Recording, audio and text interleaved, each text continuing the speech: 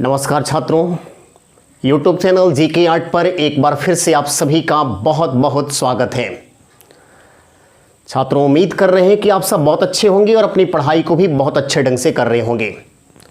तो आज हम एक नए लेसन की शुरुआत करेंगे और आज के इस नए लेसन में आपको जिस टॉपिक को मैं पढ़ाने वाला हूं वो टॉपिक है सेल। तो बायोलॉजी से मैं आज सेल का क्लास लूँगा। अमूमन ये माना जाता है कि बायोलॉजी का पहला लेसन सेल है जिसको शुरुआत में पढ़ना चाहिए, लेकिन कोई भी पहला लेसन और कोई भी बाद का लेसन नहीं होता है। आपको जब इच्छा करे तब लेसन पढ़ सकते हैं। बस ज़रूरत है कि आप किसी भी टॉपिक के जड़ तक पहुंचने का प्रयास कीजिए, क्योंकि आजकल जो एग्ज़ाम में प्रश्न आ रहे हैं उन प्रश्नों के अगर पैटर्न को आप देखते हैं या फिर आने वाले एग्ज़ाम को लेकर किसी प्रकार का आप सेट प्रैक्टिस करते होंगे, तो आप उस सेट प्रैक्टिस के दौरान प्रश्नों के पैटर्न को देखें और समझने की उसी कोशिश करें। आपको मालूम चलेगा कि कुछ ऐसे क्वेश्चंस आ रहे हैं जो क्वेश्चंस हम पढ़ चुके हैं, लेकिन उसका जवाब देने में हमको बहुत परेशानी हो रही है। वो समझ में नहीं आ रहा है कि हम उसका क्या जवाब दें, वास्तविकता इसकी क्या होगी, क्या सही होगा, क्या गलत होगा। कहीं ऐसा ना हो कि थोड़ा सा हमसे मिस्टेक हो और उसके चलते एक बहुत बड़ा जो है हमारे रिजल्ट के सामने प्रभाव देखने को मिले। तो आज हम उस सारे कन्फ्यूज़न को दूर करेंगे। जो भी आपके इस लेसन से संबंधित डाउट होंगे वो सारे डाउट भी आज दूर कर दिए जाएंगे। बस ज़रूरत है कि आप शुरू से अंत तक मेरे वीडियो को ज़रूर देखें। सेल चैप्टर्स जो मैं पढ़ाने जा रहा हूँ, इस चैप्टर में खास हमें पढ़ना क्या है, तो हमें सेल के बारे में जो जानकारी हासिल करनी है उसमें सेल क्या है, सेल के कौन कौन से कंपोनेंट होते हैं, किस कंपोनेंट में क्या होता है, उसका क्या वर्क होता है, यही सब आपको सेल से संबंधित प्रश्न पूछे जाते हैं एग्जाम में। तो आज हम इस चैप्टर का बहुत ही बारीकी से अध्ययन करेंगे और इस तरह से अध्ययन करेंगे कि आने वाले समय में किसी भी एग्जाम में इस चैप्टर से संबंधित कोई भी प्रश्न पूछे तो वहाँ पर हमको किसी भी प्रकार का कोई समस्या न होने पाए। तो आइए सेल चैप्टर की शुरुआत करते हैं। जहाँ तक बायोलॉजी की अगर हम चैप्टर की बात करें तो मैं आपको बता देना चाहता हूँ कि अभी तक मैं बायोलॉजी का 4 लेसन कंप्लीट कर चुका हूँ, जिसमें respiratory system, skeletal system, circulatory system और साथ ही साथ हार्ट, ये मैं पढ़ा चुका हूँ। तो मैं उन छात्रों से, जो छात्र पहली बार मेरे वीडियो को देख रहे हैं, उनसे मैं कहना चाहूँगा कि आप मेरे इन सारी वीडियो को ज़रूर देखें, ताकि इसको देखने के बाद आपको इस चैप्टर के सारे प्रश्न समझ में आ सके। इसके पहले मैं बायोलॉजी का एक डेमो क्लास भी ले चुका हूं, जिसमें मैं बायोलॉजी के शुरुआत की बातों को बता चुका हूं। आज हम सेल चैप्टर की शुरुआत कर रहे हैं। सेल, जिसको हम हिंदी में कहते हैं कोशिका, तो सेल को हम कोशिका कहते हैं। अब आइए देखते हैं कि ये सेल है क्या। तो हम आपको बता दें कि जब अंडे का निषेचन होता है, फर्टिलाइजेशन का प्रोसेस जब अंडे में होता है, तो फर्टिलाइजेशन के बाद, अंडे के निषेचन के बाद जो पहला स्ट्रक्चर तैयार होता है उसे ही सेल कहते हैं। तो इसका मतलब ये हो गया कि सबसे पहले जब अंडा जर्मिनेट करेगा तो अंडा के जर्मिनेट करने के बाद से जो पहला स्ट्रक्चर बना उसको हम तो सेल कहेंगे। लेकिन सवाल ये उठता है कि अगर हमको सेल के बारे में स्टडी करना हो, सेल के बारे में हमको पढ़ाई करना हो, तो उसके लिए हम बायोलॉजी के किस ब्रांच का अध्ययन करेंगे। क्योंकि बायोलॉजी की बहुत सारी ब्रांच है, तो बायोलॉजी के उस ब्रांच को हमको बताना है जिस ब्रांच में हमको सेल के बारे में स्टडी करना है। तो यहाँ से ये क्वेश्चन कई बार एग्जाम में आया हुआ है कि स्टडी ऑफ सेल किसे कहते हैं। स्टडी ऑफ सेल, तो याद रखेंगे स्टडी ऑफ सेल कहा जाता है साइटोलॉजी। साइटोलॉजी यानी कोशिका के अध्ययन को हम क्या कहते हैं, साइटोलॉजी कहते हैं। अब यहाँ पर देखें साइटो, ये साइटो दिख रहा है, साइटो का मतलब यहाँ पर हो जाएगा सेल। जहाँ भी आपको बायोलॉजी में साइटो वर्ड मिले उसका मतलब हम सेल से देखेंगे, और लॉजी वर्ड आपको जहाँ भी दिखे उसका मतलब होता है टू स्टडी, यानी अध्ययन करना। तो विज्ञान का वह ब्रांच जिसमें हमको सेल के बारे में स्टडी करना हो, कोशिका के बारे में अध्ययन करने हो, उस विज्ञान को हम कहते हैं साइटोलॉजी। जैसे आप सुनते होंगे इस टाइप के बहुत सारे प्रश्न हमेशा एग्जाम में आते रहते हैं। इवन जैसे मैं कहूं कि बालों के अध्ययन को क्या कहते हैं, यानी स्टडी ऑफ हेयर्स, बालों का अध्ययन क्या कहलाता है? तो बालों के अध्ययन को कहते हैं ट्रिक्नोलॉजी। बालों के अध्ययन को क्या कहते हैं? ट्रिक्नोलॉजी। उसी प्रकार से कोई पूछे कि बोन के अध्ययन को क्या कहते हैं, हड्डियों के अध्ययन को क्या कहते हैं, तो हड्डियों के अध्ययन को हम कहते हैं ऑस्टियोलॉजी। ऑस्टियोलॉजी, हड्डियों के अध्ययन को ऑस्टियोलॉजी कहते हैं। उसी प्रकार से आपसे ये पूछा जा सकता है कि हार्ट के अध्ययन को क्या कहते हैं? स्टडी ऑफ हार्ट, यानी हृदय का अध्ययन क्या कहलाता है? तो हृदय के अध्ययन को कहते हैं कार्डियोलॉजी। कार्डियोलॉजी, हृदय का अध्ययन कार्डियोलॉजी कहलाता है। अगर फेफड़ा का अध्ययन पूछा जाए, फेफड़ा यानी कि लंग्स, तो लंग्स के अध्ययन को हम क्या कहते हैं? पुल्मोनोलॉजी। पुल्मोनोलॉजी, स्टडी ऑफ लंग्स, पुल्मोनोलॉजी। यही कहा जाए आपसे कि टिश्यू के अध्ययन को क्या कहते हैं? टिश्यू यानी उत्तक, तो उत्तक के अध्ययन को हम कहते हैं हिस्टोलॉजी।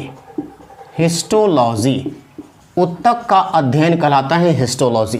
तो इस टाइप के बहुत सारे लॉजी वाले वर्ड मिलेंगे जिसके बारे में हमको विशेष जानकारी हासिल करनी है। वो सब एग्जाम में हमेशा प्रश्न पूछे जाते हैं, तो आप हर जो है शब्द का मतलब समझेंगे। यहाँ पर मैं कोशिश करूँगा कि जितनी भी साइंस की स्टडी है उसको लगभग आपके सामने मैं प्रस्तुत करूँ, ताकि आपको एग्जाम में किसी प्रकार की समस्या ना हो सके। अभी मैंने यहाँ पर 5 वर्ड ऐसा लिखवा दिया जो कि साइंस की शाखा से रिलेटेड है।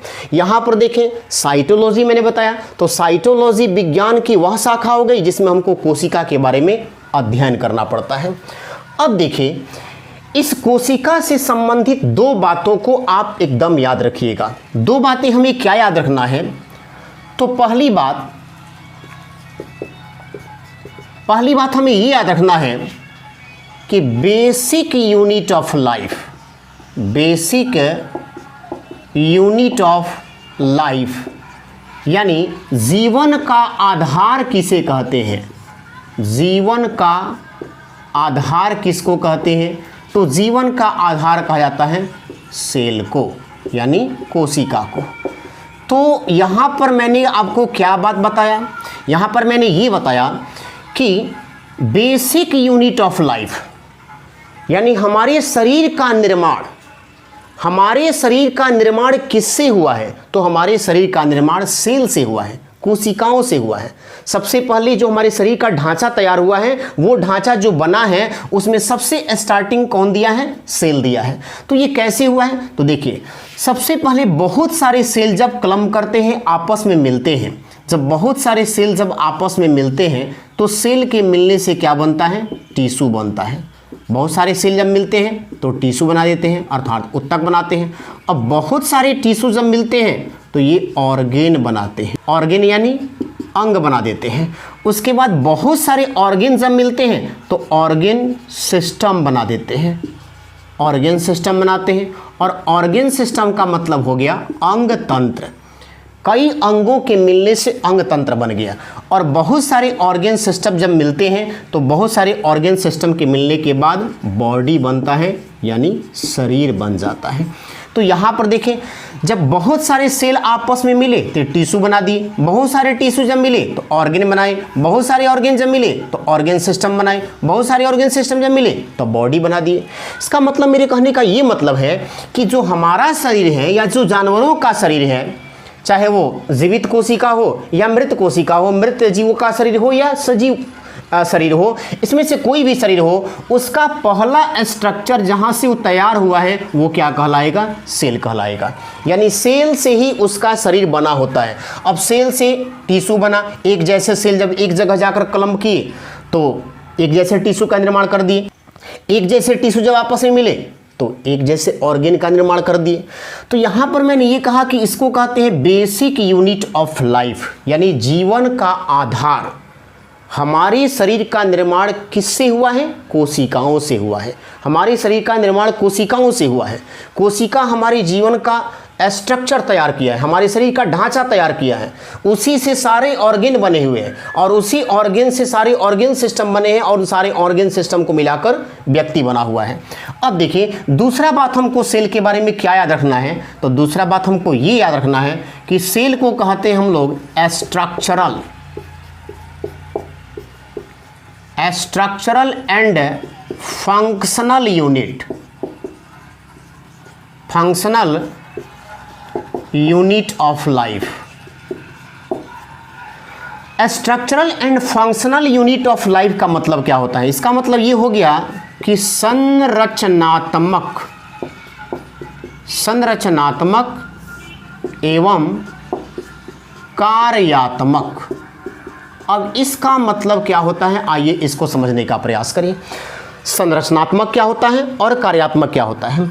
तो संरचनात्मक का मतलब ये यहाँ पर हो गया कि शरीर के जितने भी ऑर्गेन बने हैं उन सारे ऑर्गेन का निर्माण किसने किया है? सेल ने किया है। शरीर के सारे अंगों का निर्माण सेल के द्वारा ही किया गया है। अब देखिए कैसे किया गया है। जैसे मान लेते हैं बहुत सारी जब सेल आपस में मिले तो बहुत सारे सेल आपस में मिलकर क्या बनाए? टिश्यू बनाए। बहुत सारे टिश्यू जब आपस में मिले ऑर्गेन बना दिए। ये कैसे बना? जैसे आंख वाले जितने भी सेल होंगे वो सारे एक जगह क्लम्प करेंगे और आंखों वाले टिश्यू का निर्माण करेंगे। अब बहुत सारे आंखों वाले टिश्यू जब एक साथ मिल जाएंगे तो आंखों का निर्माण कर देंगे। उसी प्रकार से जैसे हम कान की बात करें तो जितने भी कान वाले सेल हैं वो सारे एक जगह मिलेंगे। कान वाले सेल एक जगह मिलेंगे, एक जगह मिलते जाएंगे। नाक वाले सेल एक जगह मिलते जाएंगे। आंख वाले सेल एक जगह मिलते जाएंगे। यानी हर सेल जिस प्रकार के अंगों का निर्माण करना होता है वो सेल वह एक जगह अपना इकट्ठा होगा और एक जैसे ऑर्गेन का निर्माण करेगा। ऐसा कभी भी नहीं हो सकता है कि आंख वाले सेल जो है पैरों वाले सेल के पास चले जाए। तो पैर वाले सेल तो ऑलरेडी पैर बना रहे हैं, लेकिन जब उसके पास आंख वाले सेल जाएंगे तो निश्चित है कि पैर में ही आंख निकल जाएगा। तो आंखों में पैर हो जाए, पैरों में आंख हो जाए, ऐसा कभी सुनने को नहीं मिलता है। ऐसा इसलिए नहीं होता है कि जिस सेल का जो वर्क होता है वह वर्क अपने हिसाब से करने के लिए वह अपने ऑर्गेन का निर्माण करता है। अगर आंख वाले सेल होंगे तो सब आंख वाले सेल एक जगह इकट्ठा होंगे और आंखों का निर्माण कर देंगे। कान वाले सेल होंगे तो सारे जो है कान वाले सेल एक जगह इकट्ठा होंगे, कान का निर्माण कर देंगे। तो इस तरह से अगर हम देखें तो सारे सेल मिलकर ही अंगों का निर्माण कर रहे हैं, एक संरचना तैयार कर रहे हैं। इसीलिए सेल को हम संरचनात्मक इकाई भी कहते हैं। सेल को संरचनात्मक इकाई भी कहते हैं। अब इसको कार्यात्मक इकाई क्यों कहते हैं?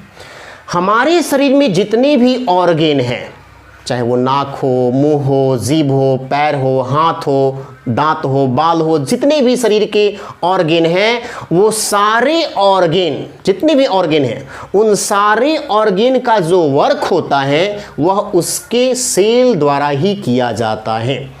जितने ऑर्गेन हैं उनके सारे कार्यों को उनको सेल के द्वारा ही किया जाता है। जैसे मान लेते हैं कि आँख है। अब आँख वाले जो सेल हैं उस आँख वाले सेल का काम क्या होगा?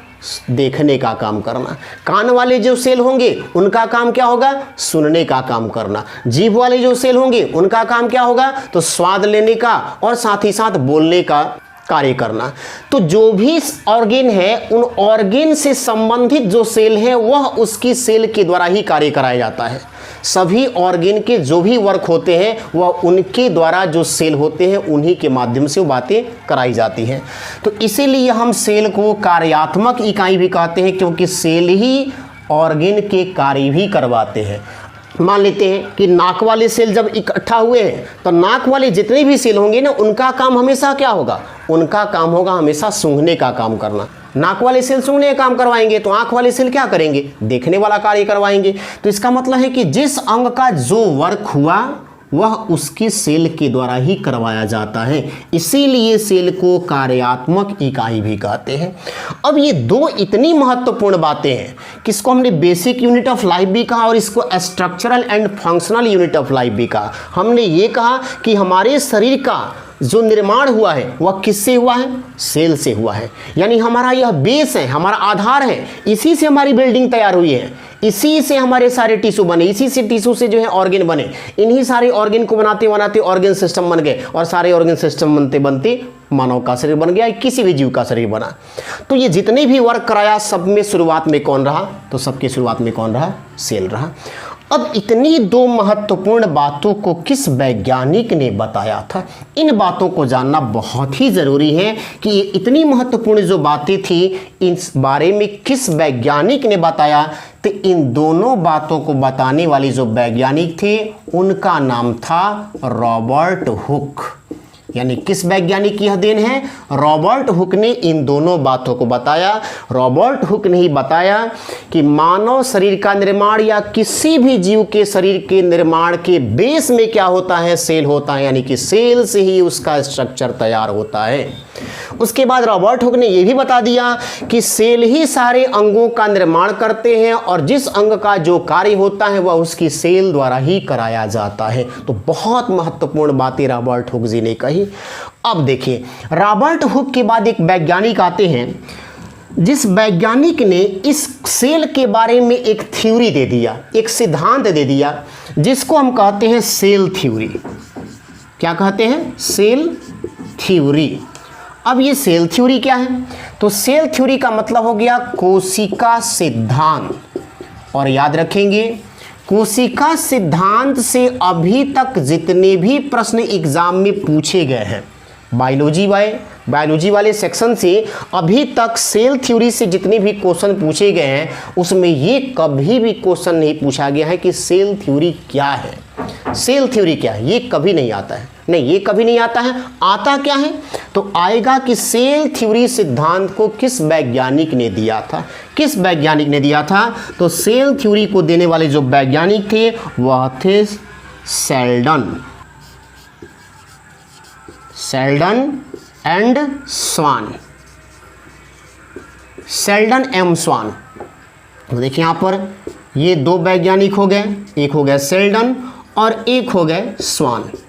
ये दो वो वैज्ञानिक हैं जिन वैज्ञानिकों के द्वारा सेल थ्योरी दिया गया और ये एग्जाम में कई बार क्वेश्चन पूछा गया है, इसलिए हम आपकी इसके आगे VVI कर दे रहे हैं। एकदम इसको याद रखिएगा कि कोशिका सिद्धांत को किसने दिया था? तो शेल्डन और स्वान वैज्ञानिक के द्वारा दिया गया था। अब आइए देखते हैं कि कोशिका सिद्धांत में इन्होंने कौन सी बातें बताई, कौन सी एक नई बात बता दी जिसके चलते इसका सेल थ्योरी नाम पड़ा। इसके पहले तो कोशिका के बारे में रॉबर्ट हुक जी ने कुछ बात बताया ही, लेकिन यहां पर क्या इन्होंने बताया? शेल्डन और स्वान ने बताया कि सभी जीवों का शरीर, देखिए क्या इन्होंने बताया? सभी जीवों का शरीर कोशिका और कोशिका के उत्पादों से मिलकर बना होता है। कोशिका के उत्पादों से मिलकर बना होता है। अब मुझे ज़रा आप बताइए, आप सभी स्टूडेंट मुझे ये बताइए कि इसमें इन्होंने नई बात कौन सी बोल दी? सभी जीवों का शरीर कोशिका से बना है, यही तो बात हमारे रॉबर्ट हुक जी बताए थे। या बेसिक यूनिट ऑफ लाइफ है, जीवन का आधार है, इसी से शरीर का निर्माण हुआ है। अब देखिए ये तो बात इन्होंने वही बताई, बस इसमें एक नया इन्होंने सेंटेंस क्या जोड़ दिया कि कोशिका और कोशिका के उत्पादों। यहाँ ध्यान देने वाली बातें हैं, कोशिका के उत्पादों से मिलकर बना होता है, यही सेल थ्योरी कहलाता है। अब कोशिका के उत्पाद से क्या मतलब है? जैसे हमारे शरीर का निर्माण की शुरुआत में तो सेल ही है, सेल से ही बना है शरीर। सेल के बाद क्या बने? टिश्यू बने। सेल के बाद क्या बने? टिश्यू बने। टिश्यू के बाद क्या बने? ऑर्गेन बने। ऑर्गेन के बाद क्या बने? ऑर्गेन सिस्टम बने। ऑर्गेन सिस्टम के बाद क्या बने? तो इसके बाद बने बॉडी। लेकिन यहाँ पर नया बात इन्होंने क्या बताया? इस सेल के अंदर तो बहुत सारी चीज़ें होगी ना जिससे सेल बना होगा। इस सेल के भी कई सारे पार्ट होंगे जिससे ये सेल बना है। सेल के अंदर बहुत सारी चीज़ें होती होगी, उन्हीं सब के बारे में तो एग्जाम में पूछा जाता है कि माइटोकॉन्ड्रिया क्या है, गोल्जी काय क्या है, राइबोसोम क्या होता है, लाइसोसोम क्या होता है, एंडोप्लाज्मिक रेटिकुलम क्या होता है। ये सब सेल के कंपोनेंट हैं जो सेल के अंदर पाए जाते हैं। कोशिका के सब अंग होते हैं जो कोशिका के अंदर पाए जाते हैं। तो इन्होंने बात यही बताया कि सेल से तो बना ही है, सेल के अंदर जितने भी अंग होते हैं उन सब से भी शरीर बना है। तो इसमें नई बात कौन सी है? मुझे लगता ही नहीं है कि शेल्डन और स्वान साहब ने नई बातें क्या दी। इन्होंने भी तो वही बात बताया, जब सेल से ही शरीर बना है तो निश्चित है कि सेल के अंदर जो भी चीज़ें होगी उससे भी तो बना होगा। तो आपने इसमें नया क्या बताया? आपने नया कुछ बताया ही नहीं। आपने यही बताया कि हमारे शरीर का निर्माण या किसी भी जीव के शरीर का निर्माण सेल से होता है और सेल के अंदर जो जो चीज़ें होती हैं उससे होता है। तो निश्चित है कि उससे होगा। जब सेल से ही होगा तो सेल में जो चीज़ होगी उससे नहीं होगा, उससे तो होगा ही होगा। तो इसमें कोई भी नया चीज़ इसमें दिखाई नहीं देता है, लेकिन ये एक सिद्धांत बना। इन्होंने बताया कि कोशिका से होता है और कोशिका के उत्पादों से मिलकर बना होता है। अब इन्हीं कोशिका के उत्पादों के बारे में तो हमको इसमें सेल चैप्टर में पढ़ना है पूरा। यही तो आपको एग्जाम में पूछा जाएगा कि कोशिका के कौन कौन से अंग होते हैं, उस अंग का क्या क्या वर्क होता है। अब यहाँ पर थोड़ा सा हम देखें कि सेल के हम पार्ट को पढ़ने से पहले थोड़ा ये देखेंगे कि किस जीव का सेल सबसे बड़ा होता है, कौन सा सेल सबसे छोटा होता है, शरीर के अंदर सबसे बड़ा सेल कौन होता है, शरीर के अंदर सबसे छोटा सेल कौन सा होता है।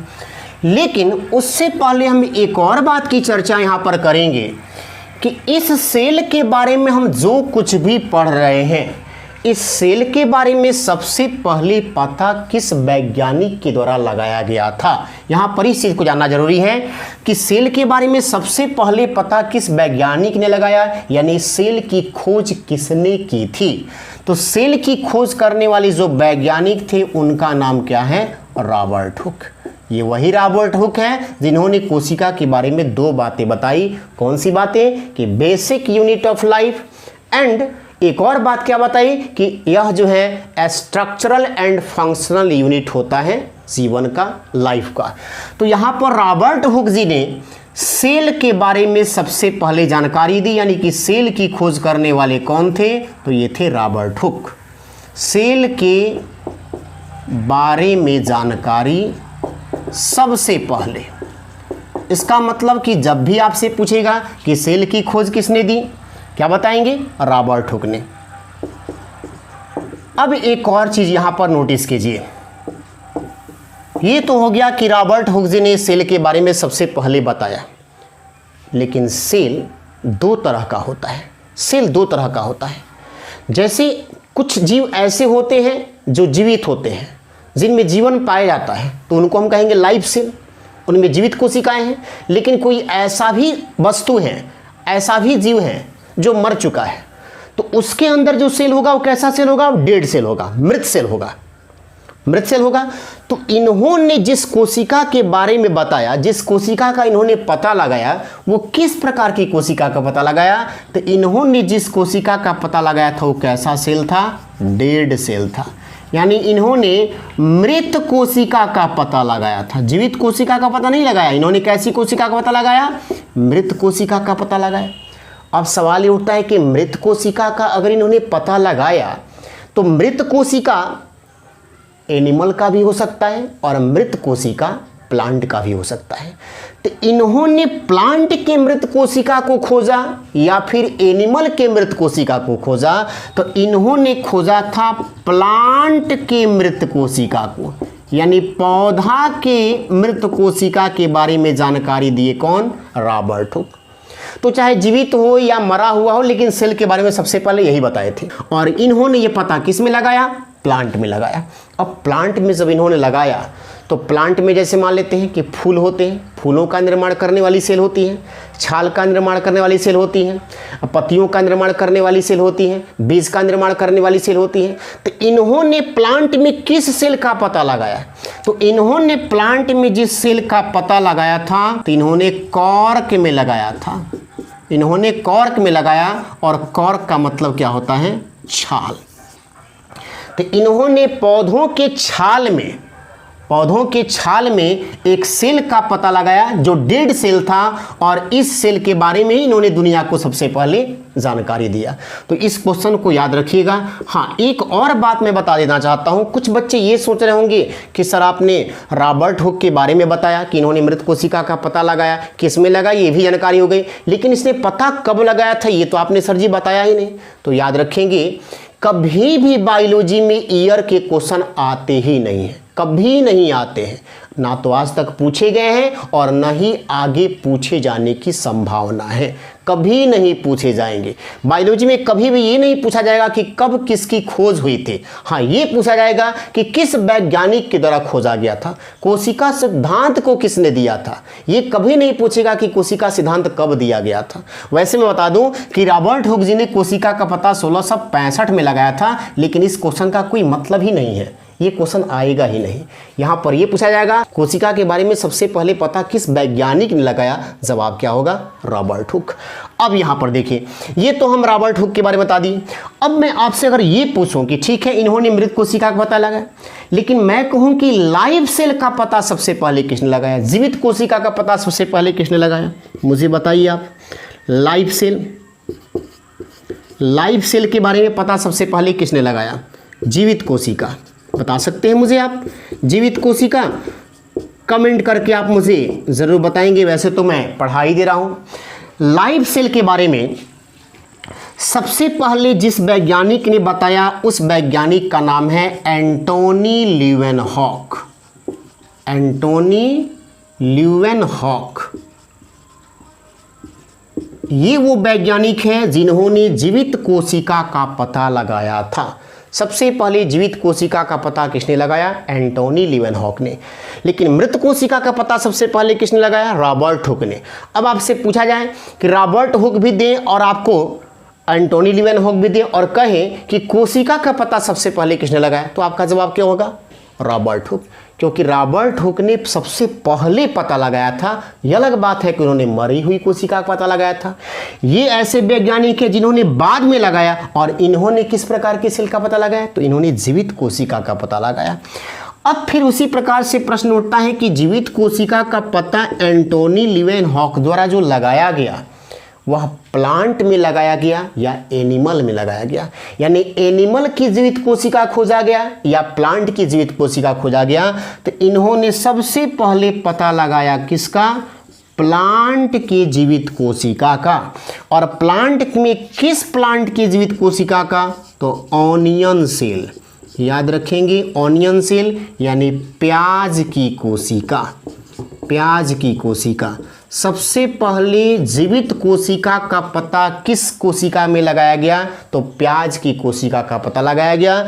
तो सबसे पहले जीवित सेल कौन सा निकला, ऑनियन सेल। और इसका पता लगाने वाले वैज्ञानिक कौन थे, एंटोनी ल्यूवेनहॉक।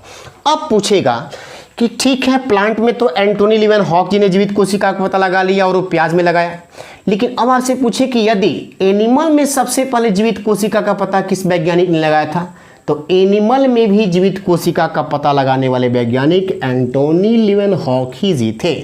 और इन्होंने एनिमल में जो पता लगाया जीवित कोशिका का, उस एनिमल में किस जीवित कोशिका का पता लगाया, तो इन्होंने लगाया टीथ सेल का, यानी दांतों की कोशिका का पता लगाया।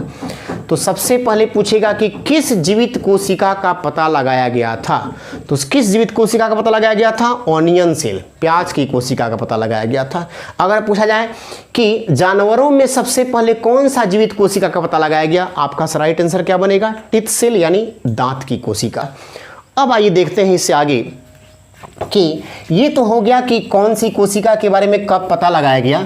लेकिन अगर आपसे ये पूछने प्रश्न कि सबसे बड़ी कोशिका का नाम बताइए, पूरे यूनिवर्स में जो सबसे बड़ी कोशिका है उसका नाम बताइए, या पूरे यूनिवर्स की सबसे छोटी कोशिका का नाम बताइए, तो अब आप क्या बताएंगे। सबसे बड़ी कोशिका यानी आपसे पूछें कि लार्जेस्ट एंड लॉन्गेस्ट, यानी सबसे लंबी और सबसे बड़ी सेल ऑफ यूनिवर्स, पूरे में ब्रह्मांड की यहां पर बात कर दिया। ब्रह्मांड की सबसे लंबी और सबसे बड़ी कोशिका कौन सी है, ब्रह्मांड की सबसे लंबी और सबसे बड़ी कोशिका की बात जब की जाएगी तो यहां पर आंसर बनेगा एग ऑफ ऑस्ट्रिच। ऑस्ट्रिच का नाम सुने हैं, ऑस्ट्रिच का नाम सुने हैं, ऑस्ट्रिच यानी यहां पर हो गया शुतुरमुर्ग का अंडा, शुतुरमुर्ग का अंडा। ध्यान देंगे यहां पर जो शुतुरमुर्ग होता है, शुतुरमुर्ग एक पक्षी है जो हमारे देश में नहीं पाता है, लेकिन ये बहुत ही विशालकाय पक्षी होता है। इस शुतुरमुर्ग का जो अंडा होता है वह एक सेल है, याद रखेंगे अंडा हमेशा सेल ही होता है। इसीलिए अंडा को हम वेजिटेरियन में गिनते हैं, क्योंकि हम लोग किस चिकन वगैरह खाते हैं, मटन खाते हैं, जो कुछ भी खाते हैं हम उसके ऑर्गन को ना खाते हैं, हम उसका लेग पीस खाते हैं, उसका नेक पीस खाते हैं, उसके डैने को खाते हैं, या उसका मांस वाला भाग खाते हैं। तो जो कुछ भी हम खाते हैं उसके ऑर्गन को खाते हैं। तो ऑर्गन को खाए तब ना वहाँ पे नॉन वेजिटेरियन हुआ। लेकिन यहाँ पर ध्यान देंगे, हम अंडा खा रहे हैं तो अंडा तो अभी सेल है, सेल से भी टिश्यू बनेगा, टिश्यू से अंग बनेगा। तो जब अंग बना ही नहीं तो अभी आप उसको जो है अंडा को जब खाएंगे तो उसको कैसे आप मानेंगे कि वो मांसाहारी है? अंडा को शाकाहारी माना जाता है। तो शुतुरमुर्ग का जो अंडा होता है वह संसार का सबसे बड़ा सेल है। लेकिन एक सेल से वो अंडा बना होता है, एक सेल से बना हुआ है, और वो अंडा संसार का सबसे बड़ा सेल होता है। ऐसा कहा जाता है कि अगर शुतुरमुर्ग के अंडे से आमलेट बना दिया जाए तो इस एक अंडे से कम 7 लोगों का आमलेट तैयार हो जाएगा। हाँ, 7 लोगों को मेरे कहने का मतलब ये है कि जिस तरह से सामान्य रूप से हम आमलेट खाते हैं उस तरह से खाएं तो इतना बड़ा ये सेल होता है, इतना बड़ा ये कोशिका होता है। कौन सा? अंडा। तो सबसे बड़ा जो है सेल कौन सा हुआ? संसार का सबसे बड़ा सेल हो गया क्या? शुतुरमुर्ग का अंडा। अब आइए देखें, अब यदि आपसे पूछें कि smallest cell of universe, smallest cell of universe, संसार का सबसे छोटा कोशिका कौन सा है? संसार का सबसे छोटी कोशिका का नाम बताइए। तो याद रखेंगे, संसार की जो सबसे छोटी कोशिका है वह बैक्टीरिया में पाई जाती है, बैक्टीरिया में होता है। और वो कौन सी कोशिका है? तो उस कोशिका का नाम है माइकोप्लाज्मा, माइकोप्लाज्मा गैलेस्पेक्टम, माइकोप्लाज्मा गैलेस्पेक्टम। संसार की सबसे छोटी कोशिका, पूरे ब्रह्मांड की सबसे छोटी कोशिका कौन है? माइकोप्लाज्मा गैलेस्पेक्टम। ये माइकोप्लाज्मा क्या है? तो माइकोप्लाज्मा एक बैक्टीरिया है, माइकोप्लाज्मा एक क्या है? बैक्टीरिया है। और गैलेस्पेक्टम क्या है? तो उस बैक्टीरिया की एक प्रजाति है। बैक्टीरिया भी तो कई प्रकार के बैक्टीरिया होते हैं। जैसे आप सुनते होंगे कि जीवाणु कई टाइप के होते हैं, जो अलग अलग जीवाणु अलग अलग रोगों को शरीर में उत्पन्न करते हैं, होते हैं ना जी। बहुत सारे ऐसे जीवाणु होते हैं जो हमको फायदा ही पहुंचाते हैं, और बहुत सारे ऐसे जीवाणु होते हैं जो हानि भी करते हैं। जैसे लैक्टोबैसिलस, दही में जो जीवाणु पाया जाता है वो हमारे शरीर को क्या करता है? फायदा पहुंचाता है। लेकिन कई सारे रोग होते हैं, जैसे आप जानते हैं सिफिलिस, डिप्थेरिया, टिटनेस, प्लेग, इस टाइप की बहुत सारी जो बीमारियां होती हैं जीवाणुओं से, वो अलग अलग जीवाणु सब होते हैं। तो जीवाणु की कौन सी प्रजाति? गैलेस्पेक्टम प्रजाति का जो जीवाणु है वह, जिसको हम माइकोप्लाज्मा बैक्टीरिया कहते हैं, वह सबसे छोटा सेल होता है। इससे छोटा कोई सेल होता ही नहीं है। तो सबसे छोटा सेल कौन सा है? माइकोप्लाज्मा गैलेस्पेक्टम। जो किस प्रकार की बैक्टीरिया का नाम है? तो माइकोप्लाज्मा बैक्टीरिया का नाम है। अब यहाँ पर देखें, अब आपसे ये सवाल पूछा जा सकता है कि ये तो यूनिवर्स की बात होगी कि यूनिवर्स के सबसे बड़े सेल का नाम क्या है, यूनिवर्स के सबसे छोटे सेल का नाम क्या है। लेकिन इसी क्वेश्चन को यदि आपसे पूछा जाए कि हमारे शरीर की सबसे बड़ी कोशिका कौन है, हमारे शरीर की सबसे छोटी कोशिका कौन है, तो याद रखेंगे कि largest and longest cell of human body, मानव के शरीर की सबसे लंबी और सबसे बड़ी कोशिका का नाम क्या है? तो मानव के शरीर की जो सबसे बड़ी कोशिका का नाम है उसका नाम है न्यूरॉन। मानव के शरीर की जो सबसे बड़ी कोशिका है वो कौन सी कोशिका है? न्यूरॉन है। और न्यूरॉन कोशिका कहाँ पाई जाती है? तो ये होती है ब्रेन में, ये होती है ब्रेन में। तो सबसे बड़ी कोशिका का नाम क्या है? न्यूरॉन। और ये न्यूरॉन कोशिका कहाँ पाई जाती है? ब्रेन में, अर्थात दिमाग में पाई जाती है। ये हमारे ब्रेन में पाई जाती है। अब देखिए, अब आपसे पूछेगा कि smallest cell of human body, smallest cell of human body, मानव के शरीर की सबसे छोटी कोशिका कौन है? तो मानव के शरीर की जो सबसे छोटी कोशिका है उस छोटी कोशिका को हम कहते हैं RBC, red blood cell. Red blood cell जो हमारे ब्लड में पाई जाती है। ब्लड के जो कंपोनेंट होते हैं, ब्लड चैप्टर को आप जब मेरे देखेंगे तो उसमें मैंने ब्लड के बारे में बहुत ही विस्तार से आपको पढ़ाया है। तो ब्लड में जब आप देखेंगे तो मैंने उसमें बताया था कि सबसे छोटी कोशिका कौन सी होती है, आरबीसी।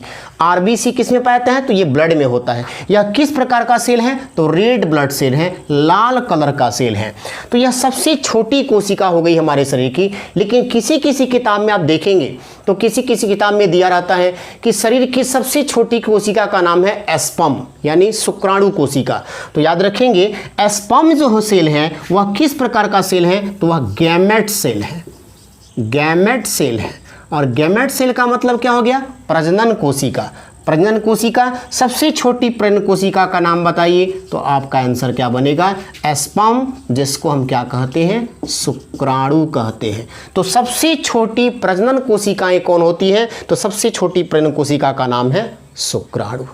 तो ये मैंने आपको सेल से कुछ बेसिक नॉलेज आपको मैंने आज दिया है, जिसमें मैंने सेल के बारे में कुछ महत्वपूर्ण पॉइंट को बताया है कि सेल की खोज किस प्रकार से हुई, किस प्रकार की सेल का पता किसने लगाया था, सेल में क्या क्या होता है, या कौन सा सेल सबसे बड़ा, कौन सा सेल सबसे छोटा है, ये सारी बातें मैंने आपको जानकारी दी। अब जब अगले मेरे वीडियो को आप देखेंगे तो उसमें मैं सेल चैप्टर को बहुत ही विस्तार ढंग से पढ़ाऊंगा, जिसमें मैं सेल के सारे कंपोनेंट के बारे में आपको जानकारी दूंगा कि सेल के अंदर कौन कौन से कंपोनेंट पाए जाते हैं, सेल के कौन कौन से कोशिकीय अंग होते हैं, उन कोशिकीय अंगों का कौन सा कार्य होता है, उनकी संरचना कैसी होती है, इन तमाम मुद्दों पर जानकारी मैं अगले वीडियो में दूंगा। तब तक मैं छात्रों आपसे चाहूंगा कि आप मेरे इस वीडियो को देखते रहें, उसको लाइक करें, सब्सक्राइब करें। वीडियो के अंदर अगर किसी प्रकार की कमी दिख रही हुई या वीडियो अच्छा दिख रहा हो तो आप कमेंट भी करें, और शेयर करने के साथ साथ हम बच्चों आपसे ये भी कहेंगे कि वीडियो को आप पूरा देखें ताकि आपको किसी प्रकार का इस चैप्टर से संबंधित कोई डाउट न रहे। तो फिर मिलेंगे हम अगली क्लास में एक नए एपिसोड के साथ। तब तक हम आपसे विदा लेते हैं। धन्यवाद।